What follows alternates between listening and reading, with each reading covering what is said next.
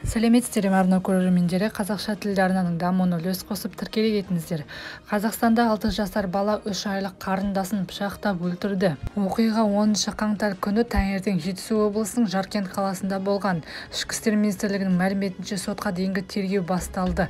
6 жасар бала өзінің 3 айлық қарындасын 3 жерден пышақтап тастаған. Алған жарақаттан нәресте көз жұмды. Жаңа туған нәрестеге пышақ жарақатын салу фактісі бойынша Жаркент қаласының Қазақстан Республикасының қылмыстық кодексінің 99 бабының 3 бөлігі жас баланы өлтіру бойынша қажетті сараптамалар тағайындалып, сотқа дейінгі тергеу басталды делінген Ішкі істер министрлігі баспасөз қызметінің хабарламасында. Қыз 4 жылдан кейінгі отбасының көптен күткен баласы болған. Үлкен 2 ұлы студент, анасы 3 ұлын мектепке алып кетіп, 3 айлық нәрестемен 6 жастағы 4 ұлын үйге тастап кеткен. Неге бұлай істедің деген сұраққа 6 жастағы бала ол жылап мазамды алды деп жауап берген. Баланың ешбір психологиялық ауытқуы жоқ. 1 сыныптың оқушысы.